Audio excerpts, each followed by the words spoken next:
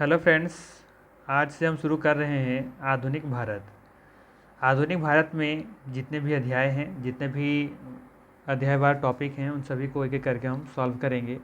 आज हम जो अध्याय करने वाले हैं वो अध्याय का नाम है यूरोपीय कंपनियों का आगमन। इसमें इस अध्याय से संबंधित हम कुल 47 प्रश्नों को हल करेंगे। ठीक है, तो चलिए फिर शुरू करते हैं। आज का पहला सवाल है, वास्को डिगामा कालीकट बंदरगाह पर किस वर्ष पहुंचा था? वास्को डिगामा कालीकट बंदरगाह पर किस वर्ष पहुंचा था? इसका जो सही आंसर है वो है आपका 1498 ईस्वी में। ऑप्शन नंबर बी यहाँ पे बिल्कुल सही हो जाएगा। नेक्स्ट है, लंदन में ब्रिटिश इंडिया कंपनी के गठन के समय भारत का मुगल बादशाह कौन था? लंदन में ब्रिटिश इंडिया कंपनी के गठन के समय भारत का मुगल बादशाह कौन था? अकबर, जहांगीर, शाहजहां या फिर औरंगजेब? तो अब देखेंगे कि लंदन में ब्रिटिश इंडिया कंपनी के गठन के समय जो भारत का जो मुगल बादशाह था वो था अकबर। कौन था? अकबर था, यानी कि ऑप्शन नंबर ए यहाँ पे बिल्कुल सही हो जाएगा। नेक्स्ट है आपका, भारत में पुर्तगाली सत्ता का वास्तविक संस्थापक किसे माना जाता है? भारत में पुर्तगाली सत्ता का जो वास्तविक संस्थापक था किसे माना जाता है? वास्को डी गामा, अल्बुकर्क या फिर अल्मीडा या फिर नीनो डी कुन्हा? तो इसका जो सही आंसर है वो है आपका अल्बुकर्क, यानी कि ऑप्शन नंबर बी यहाँ पे बिल्कुल सही हो जाएगा। नेक्स्ट है, उस फ्रांसीसी सेनापति का नाम बताइए जो 1760 के वांडीवास के युद्ध में पराजित हुआ था। बताना है कि उस फ्रांसीसी सेनापति का नाम जो 1760 के वांडीवास के युद्ध में पराजित हुआ था, व्यक्ति कौन था? तो देखेंगे जो पराजित होने वाला व्यक्ति था वो था आपका count Lali. Option number A पर यहाँ पे बिल्कुल सही हो जाएगा।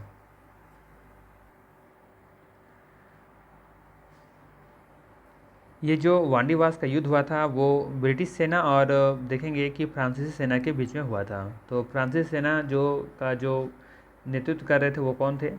काउंट लैली। जबकि ब्रिटिश सेना का जो नेतृत्व कर रहे थे उनका नाम क्या था? उनका नाम था सर आयरे कोटे। तो ये ध्यान में रखना है। ठीक है, तो वांडीवास का युद्ध होता है किसी बीच में? ब्रिटिश सेना और फ्रांसीसी सेना के बीच में। कब? 1760 में। ठीक है, तो उसमें देखेंगे कि काउंट लाली क्या होता है, पराजित हो जाता है। किससे होता है? तो ये सर आयरे कोटे से। नेक्स्ट है आपका, कौन सा अंग्रेज अधिकारी 1615 ईस्वी में जहांगीर से मिलकर मुगल साम्राज्य के सभी भागों में व्यापार करने और फैक्ट्री खोलने का अधिकार देने वाला एक शहरी फरमान जारी कराने में सफल रहा? सवाल है कि कौन सा अंग्रेज अधिकारी था जो 1615 ईस्वी में जहांगीर से मिल करके मुगल साम्राज्य के सभी भागों में व्यापार करने और फैक्ट्री खोलने का अधिकार देने वाला एक शहरी फरमान जारी कराने में सफल रहा था? तो ये व्यक्ति कौन थे?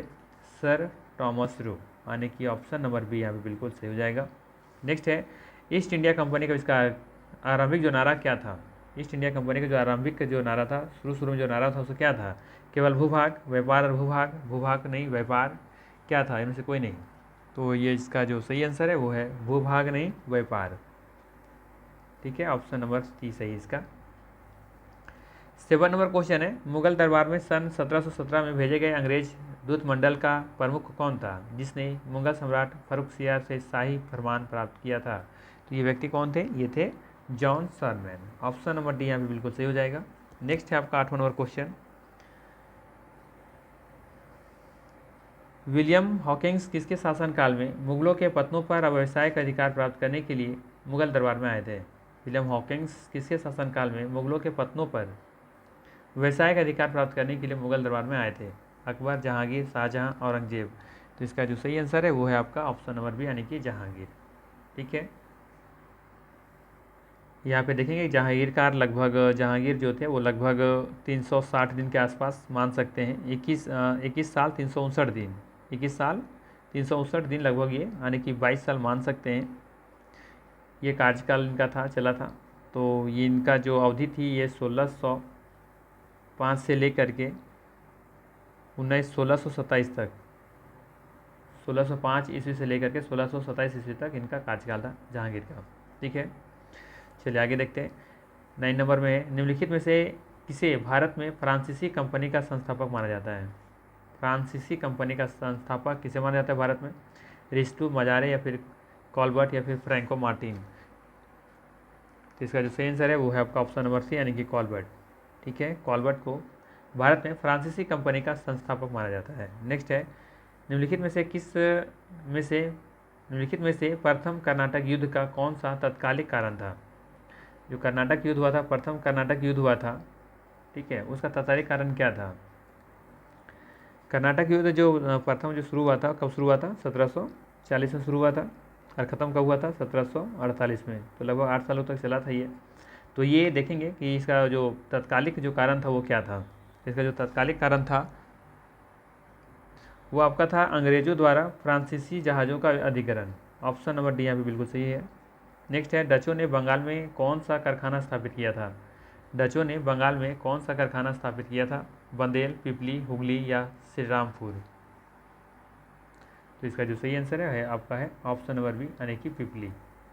डचों ने बंगाल में पिपली कारखाना स्थापित किया था। नेक्स्ट है, ईस्ट इंडिया कंपनी का प्रथम फैक्ट्री स्थापित की गई थी कहाँ पे? पुणे में, गोवा में, पांडिचेरी में, सूरत में? ये बहुत ही आसान सवाल है।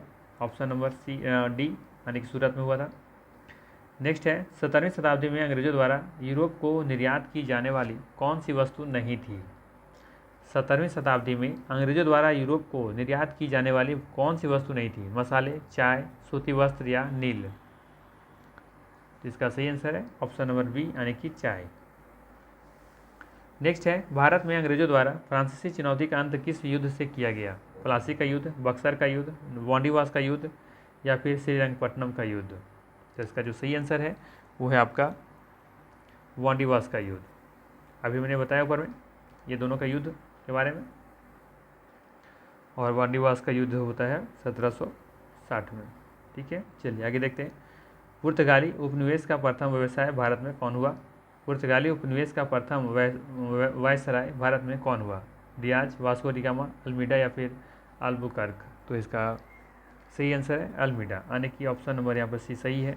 नेक्स्ट है आपका 16 नंबर, निम्नलिखित ब्रिटिश कंपनियों में से किसे भारत में व्यापार करने का पहला अधिकार प्राप्त हुआ था? लिवेंट कंपनी को, ईस्ट इंडिया कंपनी को, the English Company trading to East India Company को, इंडिया टू ईस्ट इंडीज को या फिर ऑस्टेंड कंपनी को? तो इसका जो सही आंसर है वो है आपका लिवेंट कंपनी को यानी कि ऑप्शन नंबर ए यहाँ पर बिल्कुल सही है। नेक्स्ट है, किस मुगल सम्राट के काल में इंग्लिश ईस्ट इंडिया कंपनी ने भारत में सर्वप्रथम कारखाना स्थापित किया था? किस मुगल सम्राट के काल में इंग्लिश ईस्ट इंडिया कंपनी ने भारत में सर्वप्रथम कारखाना स्थापित किया था? अकबर, जहांगीर और शाहजहां या फिर औरंगजेब?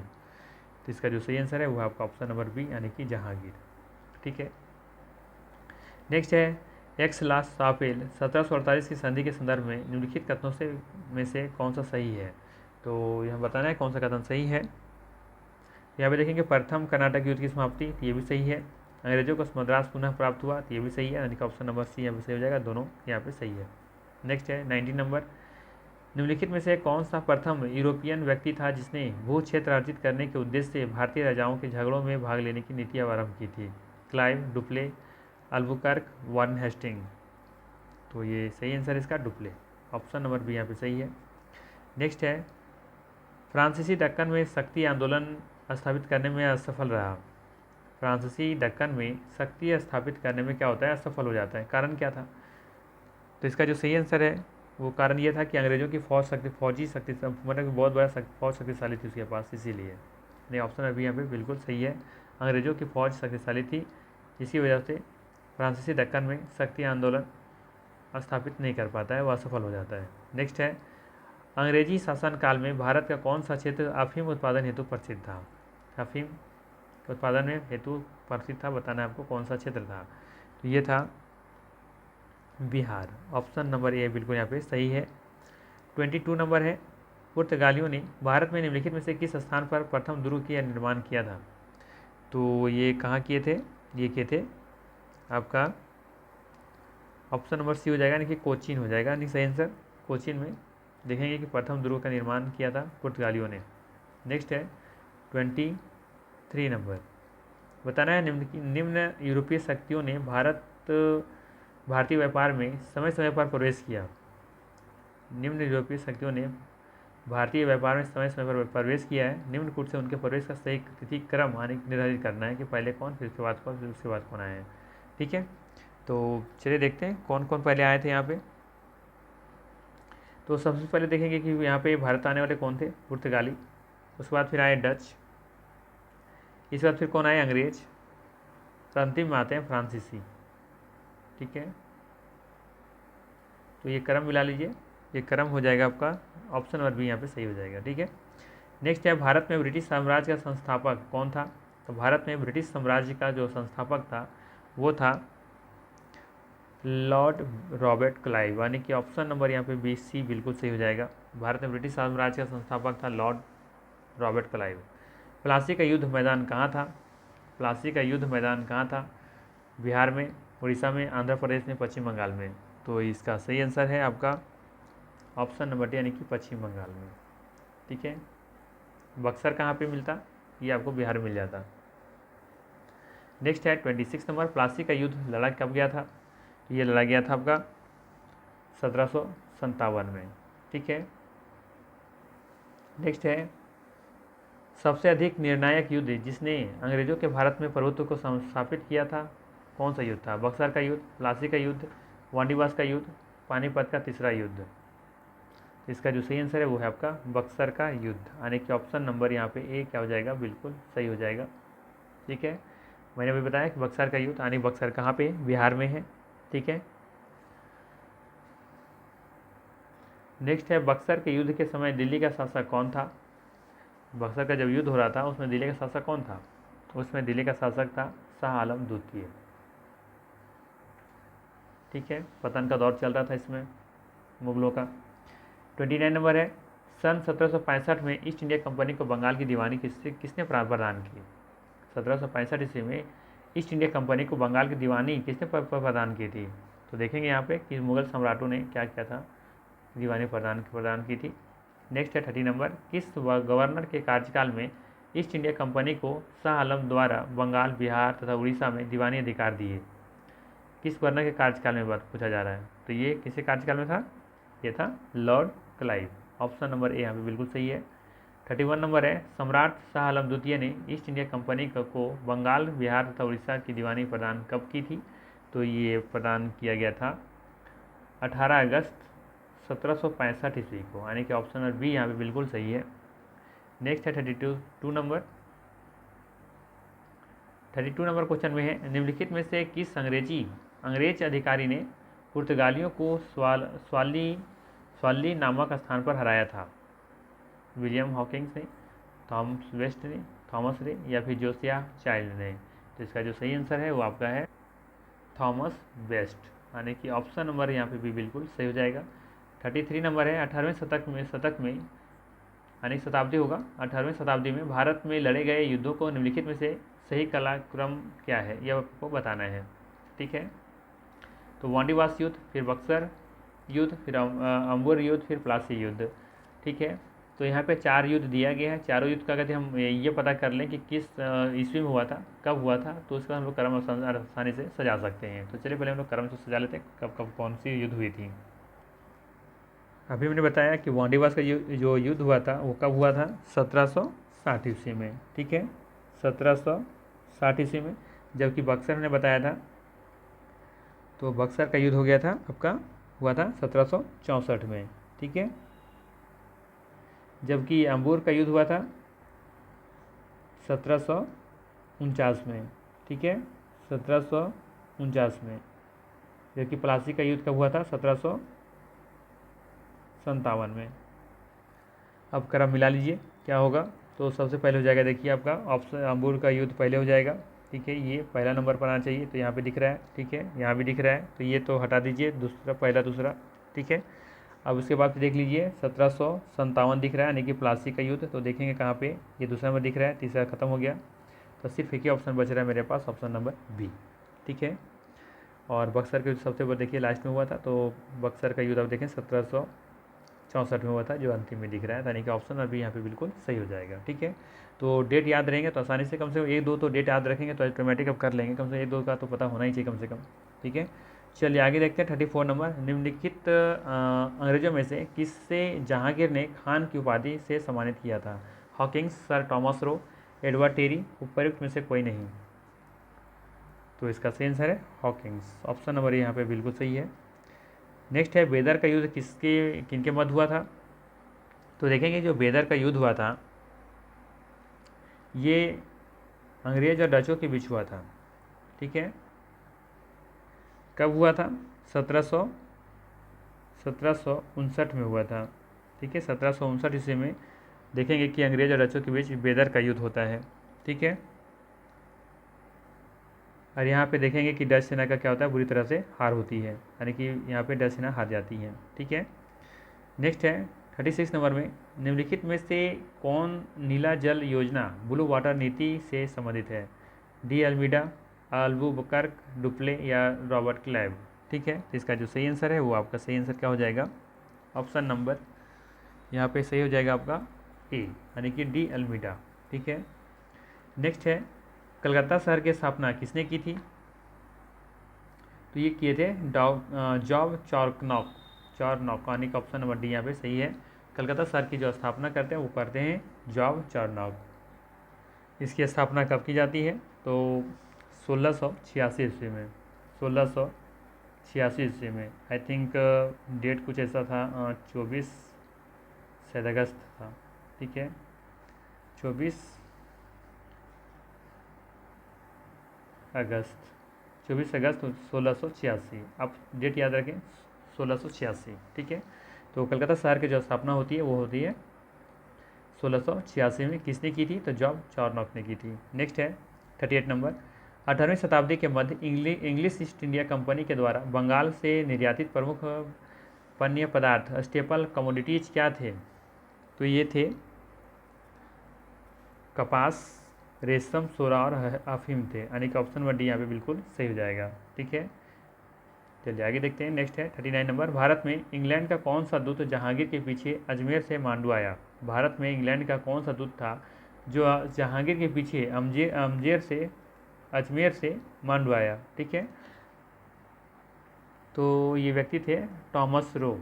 कौन थे? टॉमस रो, यानी कि ऑप्शन नंबर बी यहाँ पे बिल्कुल सही हो जाएगा। नेक्स्ट है 40 नंबर ईस्ट इंडिया कंपनी के किस अंग्रेज गवर्नर को औरंगजेब द्वारा भारत से निष्कासित किया गया था? ईस्ट इंडिया कंपनी के किस अंग्रेज गवर्नर को औरंगजेब द्वारा भारत से निष्कासित किया गया था? तो ये थे सर जॉन चाइल्ड। नाम ही है ना चाइल्ड, बच्चा है, भगा दिया बेचारे को।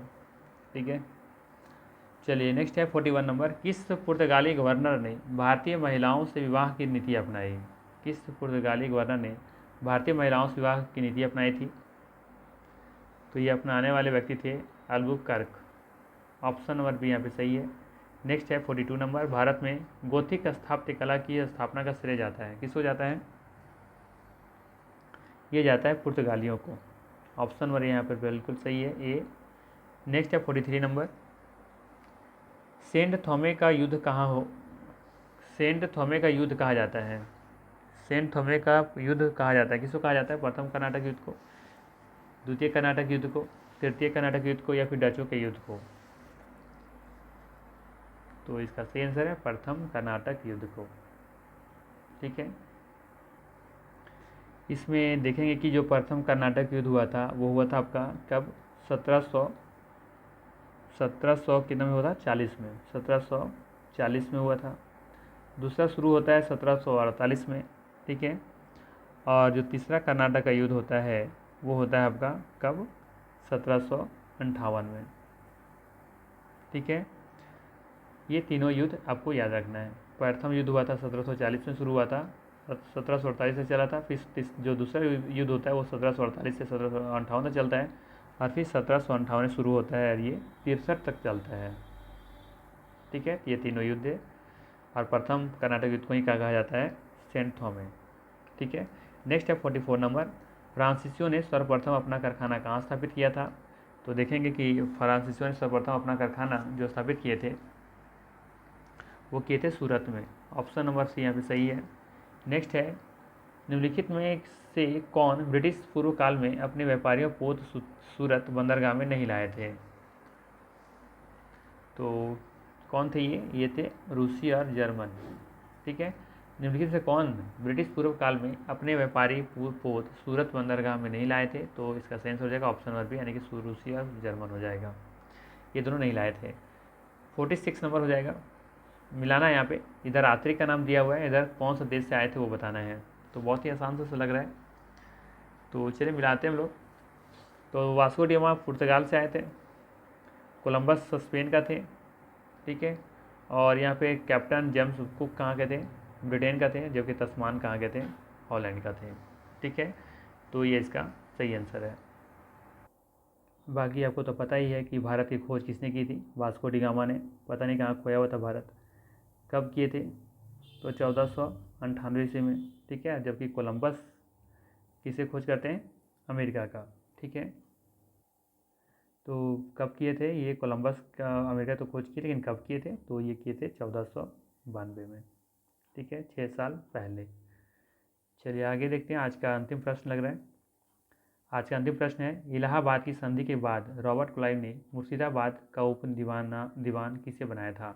इलाहाबाद की संधि के बाद रॉबर्ट क्लाइव ने मुर्शिदाबाद का उप दीवान किसे बनाया था? तो ये बनाया था मोहम्मद रजा खान को, यानी कि ऑप्शन नंबर यहाँ पे बिल्कुल सही हो जाएगा। तो ये थे मोस्ट इम्पोर्टेंट 47 MCQ, ठीक है। बाकी हम लोग फिर मिलते हैं नेक्स्ट वीडियो में। नेक्स्ट वीडियो में हम लोग मुगलों का पतन एवं स्वायत्त राज्यों का उदय के बारे में देखेंगे, ठीक है। चलिए तो मिलते हैं हम लोग नेक्स्ट वीडियो में। Thank you.